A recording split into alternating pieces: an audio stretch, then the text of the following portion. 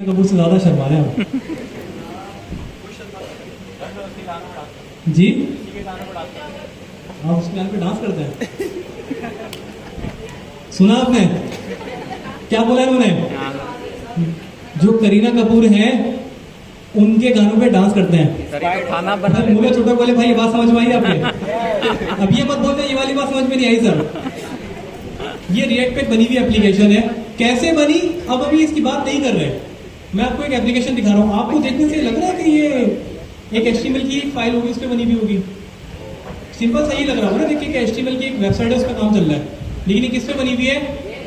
React पे। अगर मैं इसके इंस्पेक्ट एलिमेंट में जाऊं तो ये देखें यहाँ पे एक डिव होगा, डिव के अंदर नैव है, नैव के अंदर मेरे पास रिपोर्ट डिव है, कंटेनर है, फिर उसके बाद क्लासेस है, और डिव है, कार्ड्स बने हुए हैं, देयर आर मेनी थिंग्स। लेकिन ये क्या कर रहा है कि मुझे HTML जो रेंडर हो रही है ना वो दिखा रहा है।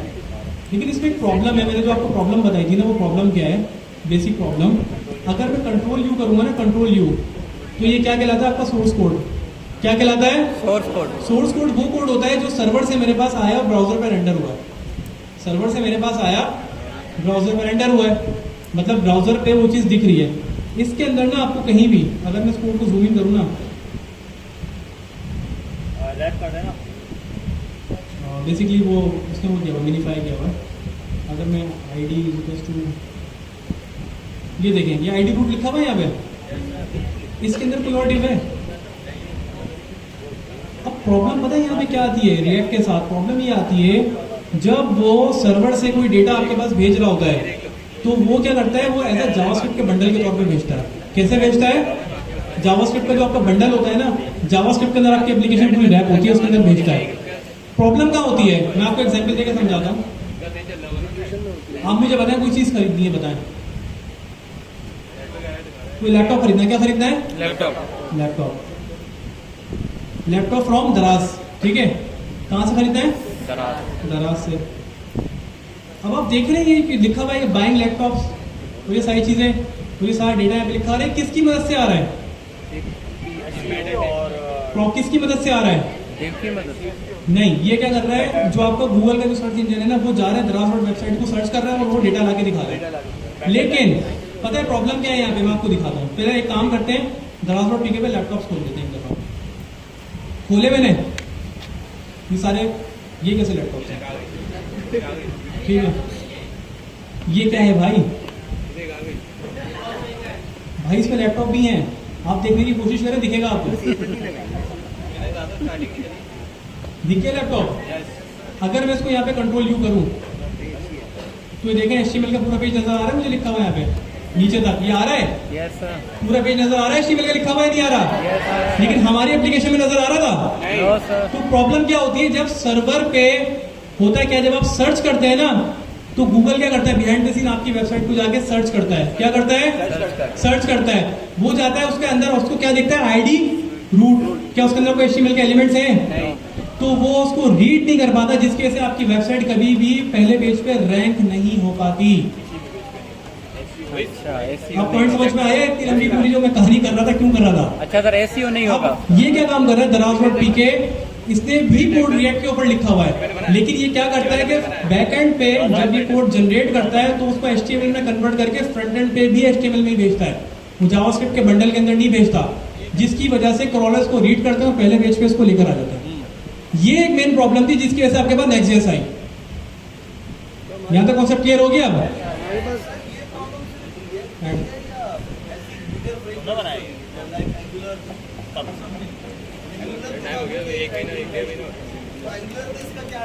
एक तो बड़ी हुई ना मैंने MUI से बनाया, MUI से बनाया। अच्छा, तो प्रॉब्लम समझ में आ गई आपको कि Next.js आई है? फंक्शन ज़्यादा है, जो मेन इशू है वो SEO का इशू। देखिए, हमने जब HTML पढ़ा था तो हमने इसमें जो टैग्स पढ़े थे, तो हमने स्ट्रॉन्ग और बोल्ड का टैग देखा था, ठीक है, इटालिक एम्फेसिस का टैग देखा था, एड्रेस का टैग देखा था, ब्लॉक कोड का टैग देखा था। क्यों देखा था हमने सब कुछ? क्योंकि हमें क्या करना था, हमें अपनी वेबसाइट को रैंकिंग करवानी थी।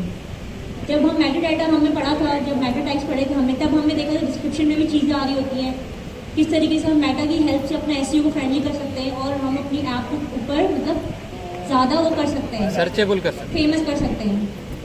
ये हाई रैंकिंग पे ला सकते हैं। इसी तरीके से जब आप लोग उसकी फाइल को देखेंगे तो आपके पास वो SEO कीवर्ड्स होते ही नहीं है, जो आपको Ctrl+U करके आपको नज़र आ रही है वो चीज़, तो आपके पास वो चीज़ नहीं आ रही SEO की, जिसकी वजह से आपकी जो वेबसाइट है अगर वो न्यू है, जैसे कोई न्यू ई-कॉमर्स बनाई है आपने, तो वो आपके सामने रेंडर नहीं होगी गूगल के ऊपर उस रैंकिंग के ऊपर जिस रैंकिंग पे सेम वेबसाइट रैंक हो रही है। मे बी आपके पास डाटा ज़्यादा अच्छा हो, चीज़ें ज़्यादा अच्छी हो, लेकिन SEO से बहुत फ़र्क पड़ता है। तो SEO ऑप्टिमाइजेशन का जो इशू था, जो चैलेंजेस थे, उस वजह से भी जो है आपको फिर Next.js को उन्होंने इम्प्लीमेंट करवाया, फ्रेमवर्क बनाया, ताकि वो वाले चैलेंजेस यहाँ से कवर हो जाए। तो Next.js ओनली Next.js नहीं है, Next.js प्लस React.js है, यानी कुछ एलिमेंट React के लिए गए उसके अंदर, कुछ चीज़ें जो है वो Next की है।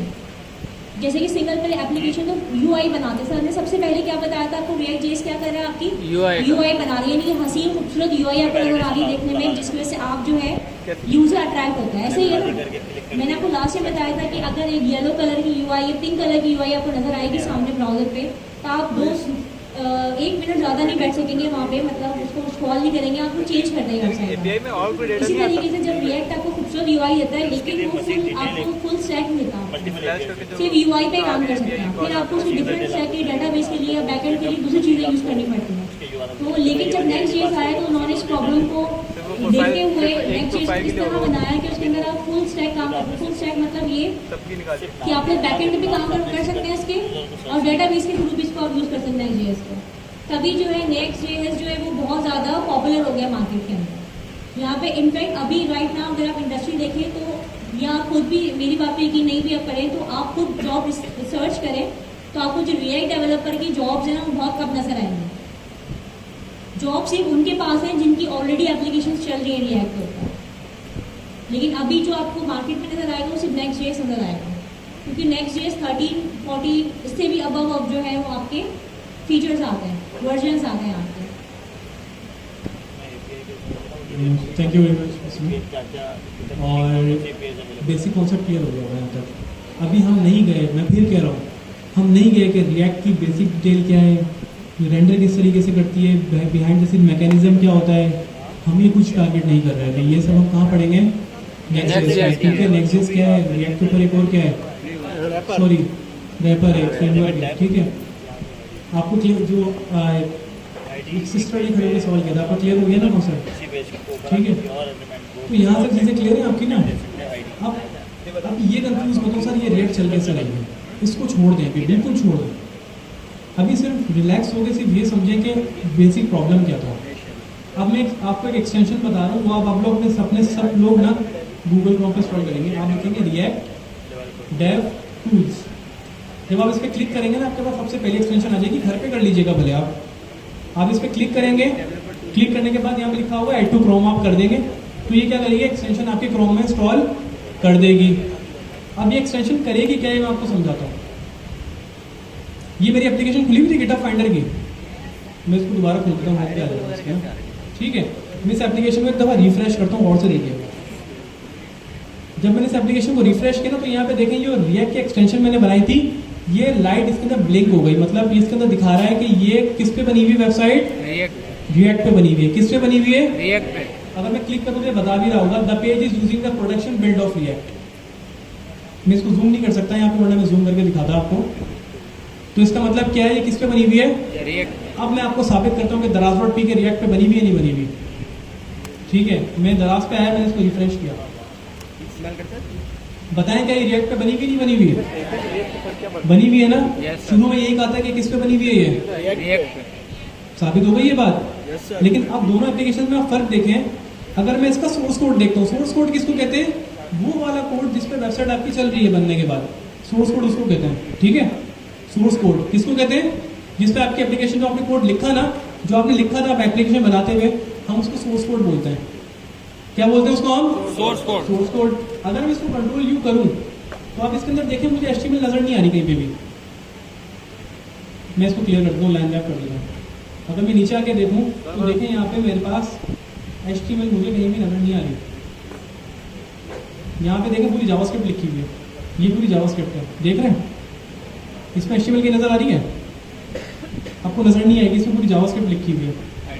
अगर मैं इसी के दोबारा सोर्स कोड पे आ जाऊँ, दोबारा Daraz.p की, ये भी React पे बनी हुई है, देखिएगा लेकिन इसका सोर्स कोड नजर आ रहा है पूरा, HTML नजर आ रही है इसमें, ये आ रही है नजर, लिंक लगे हुए हैं, मेटा लगा हुआ है, ठीक है, बॉडी लगी हुई है, बॉडी के अंदर फिर आप यहाँ पे नीचे आके देखें तो ये आपके पास डिव लगे हुए हैं मल्टीपल, ठीक है, इनमें क्लासेस लगी हुई है, एंकर टैग लगे हुए हैं, ये भी रिएक्ट पे बनी हुई है ना, किस पे बनी हुई है ये? रिएक्ट पे बनी हुई है, किस पे बनी हुई है? लेकिन दोनों में फर्क है। एक क्या हो रहा है कि जो आपके पास पूरी ऐसा जावास्क्रिप्ट बंडल होके आ रही है, और एक रिएक्ट क्या काम कर रही है कि वो सर्वर को पूरी वेबसाइट बनाती है, HTML में कन्वर्ट करती है और वो HTML फ्रंट एंड पे भेजती है। आपको इसका फायदा क्या हुआ? फायदा ये हुआ दोनों ही सूरतों में आपके पास पीछे रीयूजेबल कंपोनेंट्स हैं, दोनों ही सूरतों में आपके पास क्या है पीछे? रीयूजेबल कंपोनेंट्स हैं। चाहे तो आप सर्वर से HTML बना के उसको भेजें या जावास्क्रिप्ट की फाइल बना के भेजें, आप ये जावास्क्रिप्ट के अंदर बंडल करके भेजें आप, ये आपकी अपनी आप चॉइस है। क्या है आपकी ये? अगर ऐसी वेबसाइट है जिस पे आपको स्टोर है आपका, जिस पे आपको जूते बेचने हैं, तो आप डेफिनेटली ऐसी वेबसाइट बनाएंगे जो HTML पीछे सर्वर से रेंडर होकर आपके पास आए रिएक्ट के ऊपर, ठीक है। और ऐसी वेबसाइट है जो आपने इंटरनल यूज करनी है। फॉर एग्जांपल आपने एक डैशबोर्ड बना दिया जिसके अंदर सिर्फ आपकी ऑर्गेनाइजेशन यूज करेगी। डैशबोर्ड फॉर एग्जांपल लोगों की अटेंडेंस लगानी है, क्या करना है? लोगों की अटेंडेंस लगानी है। क्या ये सॉफ्टवेयर हमें कहीं गूगल पे दिखाना है? ये इंटरनल यूज के लिए हमारे है, गूगल पे जरूरत है, तो हम क्या करेंगे? उसको सिंपल रिएक्ट बना लेंगे। बात समझ में आई? लेकिन आपके पास कंट्रोल कहाँ पे आया? जब आपने रीयूजेबल कंपोनेंट्स बनाना शुरू करे। दोनों ही सूरतों में आपके पास क्या है? कंट्रोल मिल गया आपको पूरा, मिल गया। क्लियर हुई ये चीज? बेसिक कॉन्सेप्ट क्लियर हुआ। अब एक काम करते हैं, रिएक्ट पे छोटी सी वेबसाइट बना ले अभी, या नहीं बनाए? बनाए या नहीं बनाए? एक हेडर बनाते हैं, एक फुटर बनाते हैं, बीच में कंटेंट रख देते हैं छोटा सा। कर ले ये काम, कर ले मैडम, ठीक है। आ जाए अपनी रिएक्ट के एप्लीकेशन के ऊपर। सिंपल, आपने किस फोल्डर में काम करना है? SRC के फोल्डर में। किस में करना है? अभी मैं नहीं बता रहा कि आप कंपोनेंट्स का फोल्डर बनाएं, कुछ करें, हम रूट पे डायरेक्ट काम करेंगे। क्या करेंगे? चले जी, इसको क्लीन करते हैं सबसे पहले सारी चीजों को ना। ये क्लीन हो गया, नेम ये भी उड़ा देते हैं, हमें नेम की जरूरत नहीं है, ये भी उड़ा देते हैं हम।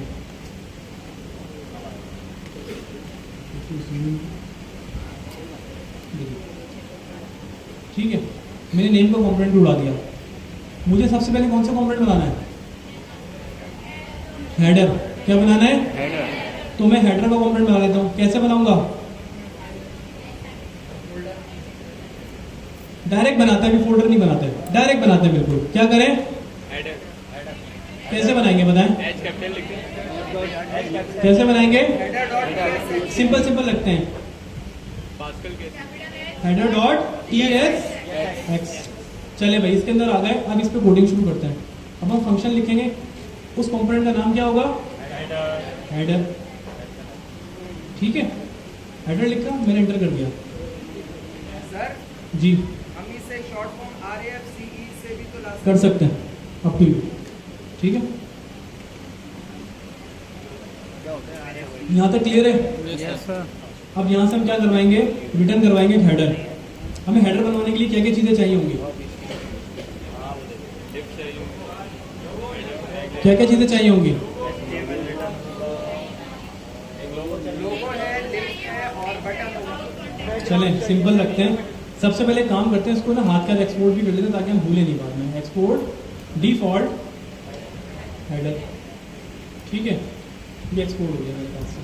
ठीक है, अब यहाँ पे हम क्या लगाएंगे? कौन सा कीवर्ड लगाएंगे? रिटर्न का। कौन सा कीवर्ड लगाएंगे?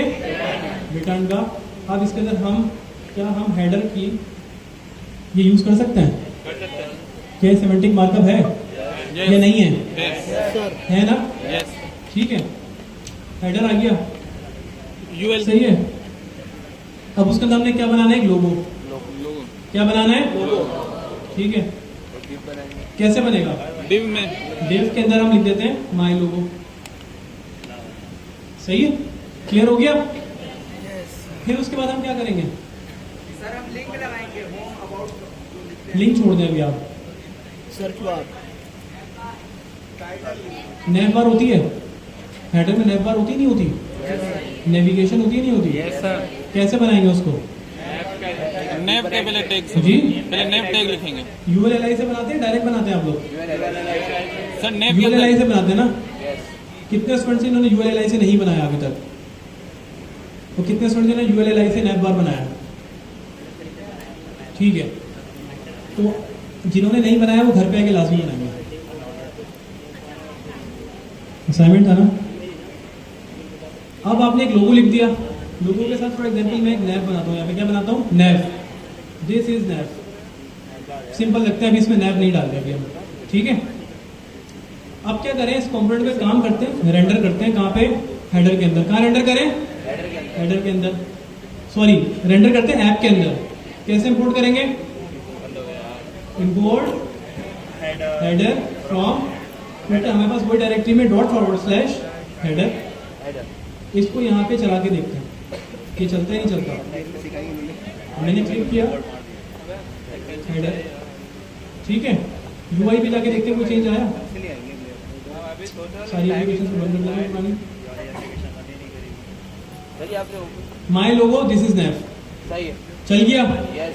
फाइन। अब एक काम करते हैं, डिफॉल्ट केसेस हटा दे, केसेस हटा दे। ठीक है, यहाँ तक क्लियर है? आगे आ जाए, इससे आगे थोड़ा सा। अगर मैं हेडर के अंदर आ जाऊँ, अब मुझे इसकी थोड़ी सी स्टाइलिंग करनी है, तो मैं क्या करूँगा? स्टाइलिंग कैसे करूँगा? CSS फाइल कोड बनाए और कोड करें। मैं काम करता हूँ, प्योर CSS लगाता हूँ। टेलमेट हम नेक्स्ट के साथ देखेंगे इंशाल्लाह। ठीक है, प्योर CSS लगाइए ना आप लोगों ने? यस सर, लगाइए नहीं लगाई? Yes sir. चलें, एक काम करते हैं, हेडर के अंदर, क्योंकि अभी CSS लिखनी है मुझे, तो मैं यहाँ पे एक फाइल बनाऊंगा हेडर डॉट। लेकिन ये प्रॉब्लम आ रही है। ये प्रॉब्लम क्या आ रही है? एक ही फाइल में हमारे पास सारी, एक ही रूट में, एक ही फोल्डर में सारी चीजें आ रही है, पढ़ने में प्रॉब्लम हो रही है। तो हम क्या करते हैं, अपने कोड को ऑर्गेनाइज करने के लिए क्या करते हैं, फोल्डर में रख देते हैं, ग्रुप कर देते हैं। तो मैं क्या करूंगा, यहाँ पे एक फोल्डर बना दूंगा, किस नाम से? हेडर के नाम से। तो किस नाम से? हेडर के अंदर के नाम से। उस हेडर के अंदर मैं क्या करूंगा, हेडर डॉट TSX और हेडर डॉट CSS दोनों को उठा के इसमें रख दूंगा। सही हो गया? अब क्या हुआ कि मुझे पता हुआ हेडर के अंदर मेरे पास यहाँ CSS है और यहाँ पे बस कंपोनेंट की फाइल पड़ी हुई है। अब इसके अंदर एक काम करते हैं, थोड़ी सी CSS लगाते हैं। CSS लगाने का तरीका, आपने फाइल बनाई, आप फाइल इंपोर्ट कैसे करेंगे? उसी कंपोनेंट में आप इंपोर्ट डबल कोड या सिंगल कोड ओपन करेंगे, ./ और आप उस फाइल का नाम लिख देंगे यहाँ पे, हेडर डॉट CSS। ठीक है, क्लियर हो गया? अब मैं यहाँ पे CSS लिखता हूँ हेडर की। ये मैंने कौन सा सेलेक्टर यूज किया है? कौन सा सेलेक्टर यूज किया है? टाइप सेलेक्टर यूज किया है ना। एक काम करता हूँ, मैं इसका डिस्प्ले क्या करता हूँ, फ्लेक्स पढ़ा था आपने? फ्लेक्स बॉक्स किसी ने पढ़ा था ना? फ्लेक्स बॉक्स पढ़ा है आप लोगों ने? पढ़ाया था ना? सलीम ने आपको पढ़ाया था ना फ्लैक्स बॉक्स? आइडिया है ना आप लोगों को इस चीज का? जी जो नैप बार बनाया था, तो समझे कि वही नैप बार दोबारा बना रहे हैं आप लोग, लेकिन जावास्क्रिप्ट में नहीं बल्कि रिएक्ट.js में। तो वो कॉन्सेप्ट सामने रखते हुए सुनिएगा, तो फिर आप लोग रिलेट कर पाएंगे दोनों चीजों को। ठीक है, खाली आई गया। मैंने डिस्प्ले क्या किया, हेडर का फ्लेक्स कर दिया। चले देखते हैं इससे कोई फर्क पड़ा। तो इससे इतना तो फर्क पड़ गया, ये जो नीचे नीचे आ रहे थे एक लाइन में आ गए, दोनों एक दूसरे के नीचे थे ना, ये एक लाइन में आ गए। अब मुझे क्या करना है, एक और काम करना है। एक काम करता हूँ, सबसे पहले ना इसका बैकग्राउंड कलर देता हूँ। बैकग्राउंड कलर में क्या दे दूँ यहाँ पे? चले भाई थोड़ा ब्लू यूज कर लेते ताकि सबको नजर आ जाए पीछे। दिख गया हेडर का? थोड़ी सी पैडिंग दे देता हूँ ताकि देखने में थोड़ा खूबसूरत लगे। पैडिंग कितनी दे दूँ? 10 पिक्सल दे दूँ। इसका मतलब क्या है, टॉप राइट बॉटम लेफ्ट चारों तरफ 10 पिक्सल पैडिंग क्या हो जाएगी? आ जाएगी। थोड़ा बेहतर हो गया अब दिखने में, और हो गया थोड़ा बेहतर? Yes sir. चलें अब एक काम करते हैं, जस्टिफाई कंटेंट क्या होगा? Space between. देख रहे हैं, एक लेफ्ट साइड पे चले गया और एक आपके पास कहाँ चले गया? राइट साइड पे। और इसी तरीके से आपका एक हेडर छोटा सा तैयार हो गया। अब मैं चाहूँ तो इसके अंदर पूरी नैप बार बना सकता हूँ, नहीं बना सकता? बन गया हेडर। इसी तरीके से एक छोटा सा फुटर बना लेते हैं हाथ के आसपास, सिंपल सा। मैं आपको सिर्फ बेसिक कॉन्सेप्ट क्लियर कर रहा हूँ। फुटर फुटर के अंदर आप गए, आपने क्या लिखा, फुटर डॉट TSX और फुटर डॉट CSS। TSX में आते हैं हम, फंक्शन में आते हैं फुटर के नाम से, ठीक है। मैं रिटर्न करवाऊंगा यहाँ से फुटर का है ना, ये नहीं है टैग, है या नहीं है, ठीक है। फुटर के अंदर क्या लिखूंगा, दिस इज माय फुटर, ठीक है। इसको मैं एक्सपोर्ट भी करा देता हूँ, डिफॉल्ट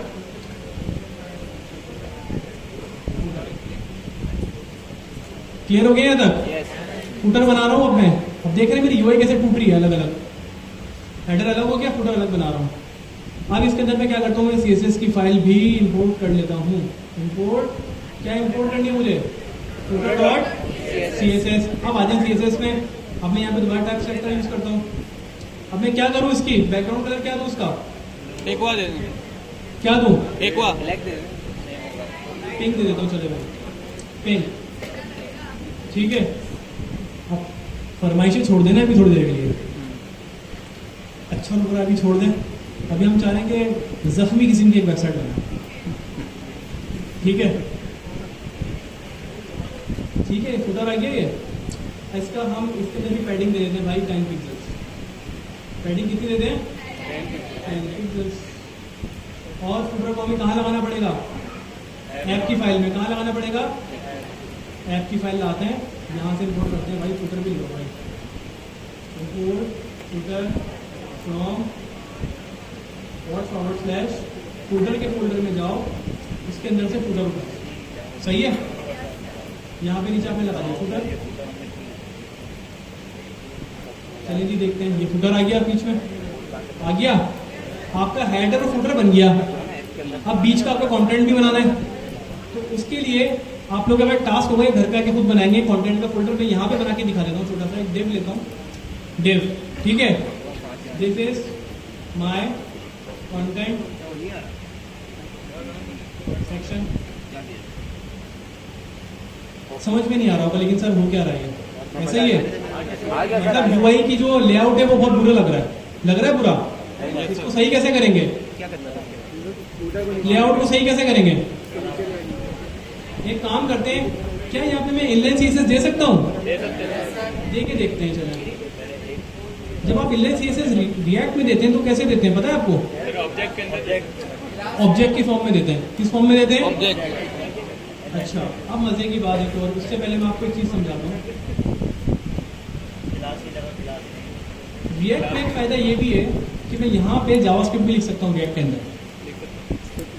क्या कर सकता हूँ, जावास्क्रिप्ट लिख सकता हूँ। कैसे लिख सकता हूँ, जब भी आपको रिएक्ट के अंदर या JSX के अंदर, ये आपकी JSX है पूरी, जो आपको HTML लग रही है ना देखने में, ये JSX कहलाती है। इसके अंदर अगर आपने क्या लिखनी है, जावास्क्रिप्ट लिखनी है, तो आप इसके लिए कर्ली ब्रेसेस लिखेंगे। इसके अंदर क्या लिखेंगे, कर्ली ब्रेसेस। तो ये रिएक्ट समझ जाता है इसके अंदर अब जावास्क्रिप्ट का काम हो रहा है। अगर मैं यहाँ पे 2+2 कर दूँ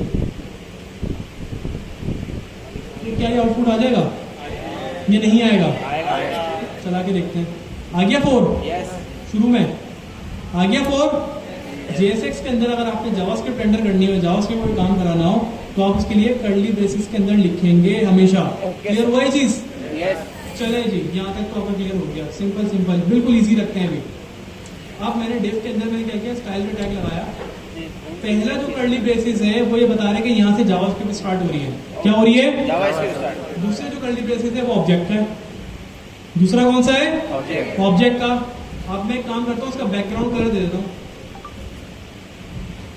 ऑब्जेक्ट क्या होता है, जल्दी से बताएं, ऑब्जेक्ट क्या होता है। यहाँ मुझे पता है, फ्रंट की 2-3 रॉस पता है, पीछे से मुझे कोई बता दे। इसकी की वैल्यू पेयर होते हैं, की वैल्यू तो फ्रंट पे ही हो ना। पीछे से मुझे कोई बता दे, बैक साइड से ऑब्जेक्ट क्या होता है और ऑब्जेक्ट हम क्यों यूज करते हैं। चलो यूज को छोड़ो, बस ऑब्जेक्ट बता दो कि होता क्या है। जी बताइए। डाटा टाइप है ऑब्जेक्ट, मतलब किस तरीके से काम करता है ऑब्जेक्ट, की वैल्यू पेयर में काम करता है, ठीक है। नेम है ना, तो नेम क्या होगा, हिना क्या होगा, मेन की है और डायरेक्ट है, ठीक है। इसी तरीके से जिस सर ने बताया कि जब भी हम रिएक्ट के अंदर जावास्क्रिप्ट पे काम करेंगे तो हमें उसको बताना पड़ेगा, उसको इल्हाम नहीं होते। जैसे हम उसको फीडबैक मांगते हैं ना, बैठक समझ आया नहीं आया, रिस्पॉन्स दें, इसी तरीके से रिएक्ट को बताना पड़ता है कि हम आपके साथ क्या कर रहे हैं यहाँ पर। तब हम जब जावास्क्रिप्ट लिखेंगे उसके अंदर तो हमें लाजमन कर्ली ब्रेसेस लगाने पड़ेंगे उसके अंदर, तब जाके वो उसे कंसीडर करेगा कि ठीक है अब यहाँ पे जावास्क्रिप्ट की वर्किंग हो रही है मेरे साथ, ठीक है। Thank you. ये CNIC जिनका है वो आके ले जाए, क्या नाम है, दोबारा एक दफ़ा रिपीट कर देता हूँ, सैयद अनस खालिद। वरना एडमिन प्लीज़ ये CNIC अपने पास कलेक्ट कर लेंगे। हाँ अच्छा, इनका घर का एड्रेस भी है, रहते नॉर्थ ट्रांसमार्ट में ही है। अच्छा ये मेरे घर के पास है थोड़ा, ठीक है। चलिए जी, क्या लिखूँ मैं, इसकी हाइट दे दूँ, जो मैंने डेप बनाया इसकी हाइट दे दूँ, एक हाइट कितनी दे दूँ, एक काम करता हूँ 600 पिक्सल दे दूँ। आप देखेंगे यहाँ पे एरर आ रहा है, आपको इसलिए आ रहा है क्योंकि ये आप किस में लिख रहे हैं कोड, ऑब्जेक्ट में, तो ये आपके पास किस में आएगा, स्ट्रिंग में आएगा। अब अगर आप आके देखें और मैं इसके अंदर कुछ लिख दूँ, दिस इज माई कॉन्टेंट, तो ये देखिए नीचे आपके पास ऊपर हेडर आ गया। अगर मैं थोड़ा साइड को छोटा करूँगा आपको अंदाजा होगा, आपको वेबसाइट आपको बनना शुरू हुई थोड़ी थोड़ी, दिख रही है। बीच में आपके पास क्या है, कंटेंट सेक्शन आ गया, नीचे क्या है आपके पास, फुटर आ गया, ऊपर क्या आ गया आपके पास, हेडर। बेसिक कॉन्सेप्ट क्लियर हुआ कि किस तरीके से रिएक्ट के अंदर वेबसाइट्स बनती हैं, हुआ। अब इसके अंदर आप बहुत सारे काम करवा सकते हैं कि भाई नैप पे क्लिक करूँ तो मैं यहाँ चले जाऊँ, यहाँ से वहाँ आ जाऊँ, ये काम इस तरीके से कर लूँ, काम उस तरीके से कर लूँ। देयर आर मेनी थिंग्स जी। सर टाइप सी भी जैसे हमारी स्लाइड्स बनी हुई थी, तो ये नेक्स्ट जैसी स्लाइड्स नहीं है हमारी, आपको मिलेगा पूरी स्लाइड्स है। आज क्लास का पेज देखते हुए हमने नेक्स्ट डे से स्टार्ट नहीं करी, मैडम बहुत अच्छी स्लाइड्स बना के लाई है नेक्स्ट डे से, जब आप देखेंगे इंशाल्लाह आपका दिल खुश हो जाएगा इंशाल्लाह, ठीक है इंशाल्लाह, जज़ाकल्लाह। हाँ मुझे लगता है कुछ ज़्यादा ही हो गया, चलेगा। हमने कुछ भी नहीं किया। हमने शुरू का 1 घंटा क्या किया, 1.5 घंटा HTML CSS की, फिर हमने देखा कि रिएक्ट क्या काम करती है, फिर हमने क्या काम किया, हमने देखा कि भाई के फ्रेमवर्क क्या होते हैं, लाइब्रेरी क्या होती है, फिर हमने देखा कि सर्वर साइड रेंडरिंग क्या होती है, फिर किस तरीके से डेटा आता है, रिएक्ट किस तरीके से काम करती है, UI क्या होती है, और हमने एक एप्लीकेशन इंस्टॉल करके 3 कॉम्पोनेंट बनाए। बस क्या किया हमने, 3 कॉम्पोनेंट बनाए। इसकी स्लाइड नहीं है, हाँ अब आप कंप्लीट करें जी। अच्छा एक और बात देखें, मैं एक बात बताऊँ आपको, जब हम यहाँ पे भी क्लास अभी एंड कर रहे हैं ना, तो उससे पहले पूरे 5 बजे तक बैठा करें। हम बैठे हुए तो आपको बैठने में क्या प्रॉब्लम है, जिस तरीके से सामान पैक हो रहा है ना, मुझे लग रहा है फुट के भागेंगे, ठीक है। थोड़े तहम्मुल मिजाजी के साथ पढ़ना है ना, कुछ लोग नींद पूरी करने भी आते हैं, वैसे पढ़ना है ना आप लोग, तो अच्छी तरीके से पढ़ें और असाइनमेंट सुन के जाएं। मैं एक काम करता हूँ, रिएक्ट को यहीं पे स्टॉप कर देता हूँ, ठीक है।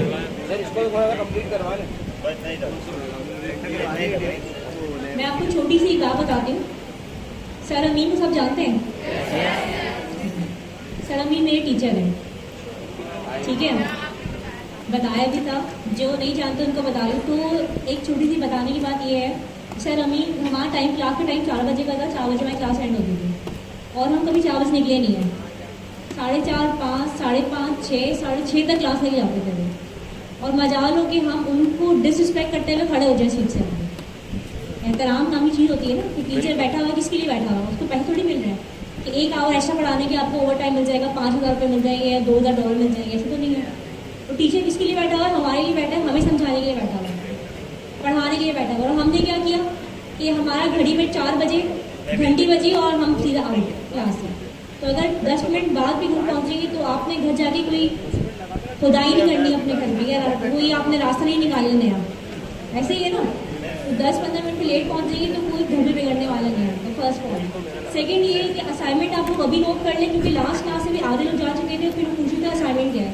तो रिएक्ट आप लोगों ने पढ़ ली है, रिएक्ट पे एप्लीकेशन कैसे इंस्टॉल होती है, रिएक्ट का क्या बैकग्राउंड है आपको पता चल गया, पता चल गया, समझ भी आ गया, ठीक है। असाइनमेंट ये है कि आपको टू डू लिस्ट बना के लेके आनी है, ठीक है, एक टू डू लिस्ट की जो है एप्लीकेशन बना के लेके आनी है आपने बेसिक, जिसके अंदर टू डू लिस्ट क्या होती है आपकी, चावल खरीद लिए टिक हो जाए उसके ऊपर, खाना बन गया टिक हो जाए, पढ़ाई कर ली टिक हो जाए, यानी कि जो जो आपकी लिस्ट है टू डू में जो आपने काम करने हैं वो सारे काम आ जाए, जो जो आप काम करते जाए वो वहाँ से हमें टिक होने के बाद जाते रहें।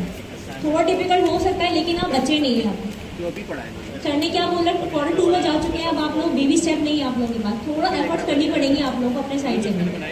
तो टू डू लिस्ट आपने बनानी है, हेल्प आप ले सकते हैं चैट जीपीटी की, वो आपके लिए, लेकिन ऐसा ना हो कि पूरा कोड चैट जीपीटी का छपा हो आपका। तो थोड़ी अपनी एफर्ट जब इनपुट करेंगे आप तो फिर आप लोग समझ में आएगा कि काम कैसे हो रहा है। असाइनमेंट बन जाएगा? Yes ma'am. थर्ड असाइनमेंट है ये, फर्स्ट आपका क्या था, पहले वेबसाइट बनाई, आर्टिकल लिखा, थर्ड असाइनमेंट क्या आपके पास, अब रिएक्ट पेज बनानी है और आप लोग बना कर लेके आएंगे, मुझे ट्रस्ट है आप लोगों के ऊपर इंशाल्लाह। ठीक है,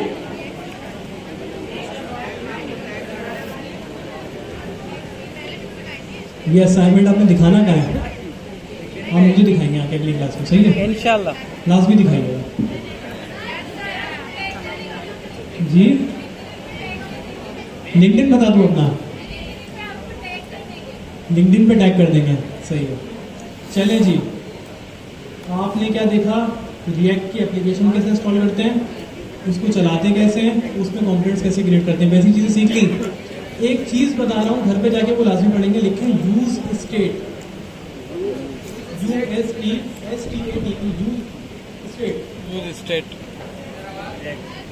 use state, USESTATE, use state, USESTATE, use state.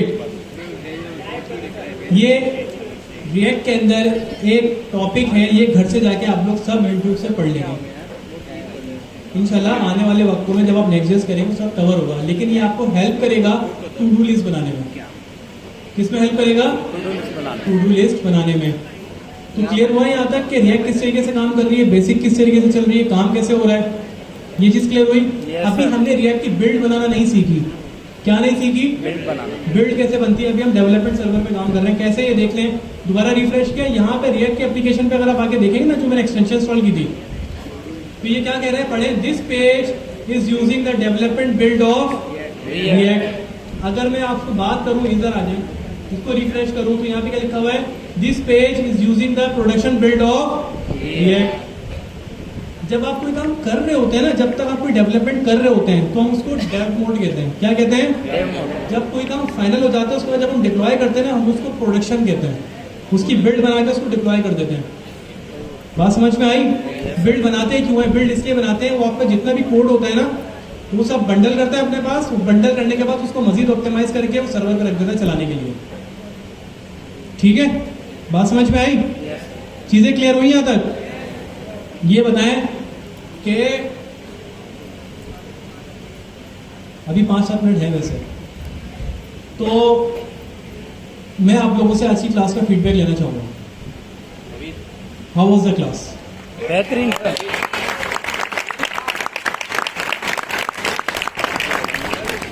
Concept clear हुआ आपके? चीजें समझ में आई कि उन्होंने आपके बेसिक से और HTML CSS से कॉन्सेप्ट्स इतने अच्छे क्लियर किए कि यहां तक आप लोग इजीली इसको ग्रैब कर सके, इसकी ग्रैब कर सके।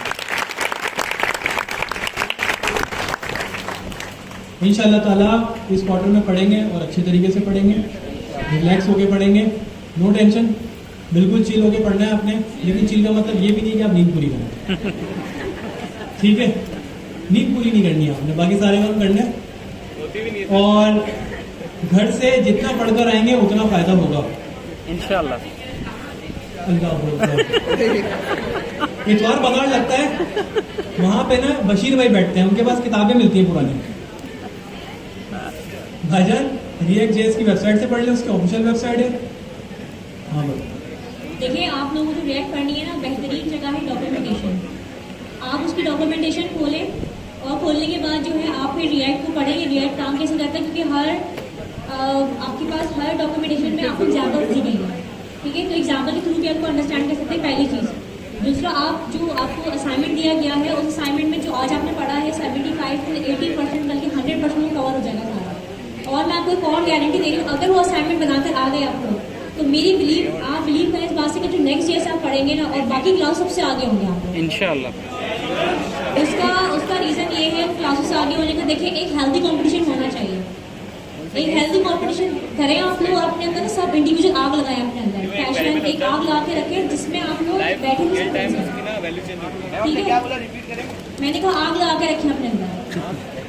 इससे पहले बताऊं क्या बोला, जल जाएंगे। इससे पहले मैंने बोला कि अगर आप टू डू लिस्ट बना लेते हैं तो समझिए कि आपने एक माइलस्टोन अचीव कर लिया, और जब आप नेक्स्ट ईयर पढ़ेंगे ना, तो बहुत जल्द आप नेक्स्ट ईयर 2 से 3 क्लासों में सबसे सुपीरियर बैच हो जाएगा बाकी क्लासेस इंशाल्लाह। आप देखेंगे अपने आप को, ये मैं आपको गारंटी से बोल रही हूँ। ये to do list plus point sir सामा भी है हमारे पास, तो ये तो समझिए कि सोने में सुहागा हो गया आप लोगों के साथ। सर ये टू डू लिस्ट ठीक है। रिएक्ट पे बनानी है? रिएक्ट पे हाँ रिएक्ट एप्लीकेशन रिएक्ट बनानी है, ठीक है। नेक्स्ट पे नहीं बनानी, रिएक्ट बनानी है, ठीक है।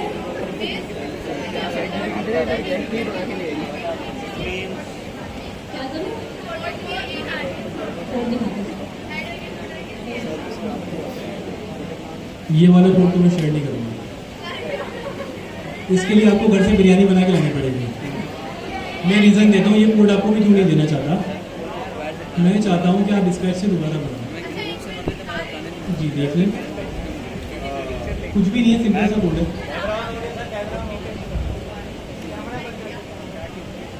तो बोलिए, हाँ तो कर लें, रिकॉर्ड कर लें, कोई मसला नहीं है। मैं एक छोटी सी एग्जाम्पल देता हूँ। 3 दिन बाद पब्लिश करते आपने यूट्यूब कीजिएगा फ्री डाइविंग होती क्या है, एग्जाम्पल देकर समझा रहा हूँ आपको एक चीज़। वहाँ पे 1000 वीडियोस देखी में समंदर में डाइव कैसे करनी है, बनी हुई है, लेकिन आप उस वीडियो को देख के समंदर में डाइव करके दिखाएं। आप करेंगे जरूर, वापसी 4 कंधों पे आएंगे मोस्ट प्रोबेबली सर चार कंधों पे भी नहीं आएंगे सर। और 4 कंधों पे जाने के लिए पहले कश्ती आएगी आपको लेने के लिए। सर शौकत की आवाज आई है पीछे से लगता है। तो मेरा कहने का मकसद ये है कि अगर आप वीडियो से देख भी लेंगे ना, जब तक आप खुद से प्रैक्टिस नहीं करेंगे ना, तब तक आप नहीं पहुंच सकते यहाँ पर। सही है, अच्छा शौकत है। ठीक है, अरे भाई ऑफिशियल वेबसाइट, बस इससे ज्यादा कुछ भी नहीं है। react.dev अभी तो लिखा ही शुरू है, सब कुछ है उसमें। गेट स्टार्टेड पे क्लिक तो करें दफा, सब कुछ है उसमें। चले जी, यहाँ क्लास रैप अप करते हैं। किसी को सवाल करने तो मेरे पास स्टेज पर आके कर ले, लेकिन एक बात जो मैंने हमेशा से रूल रहा है, पहले गर्ल्स आ जाए, उनको एंटरटेन करेंगे, फिर बॉयज। सर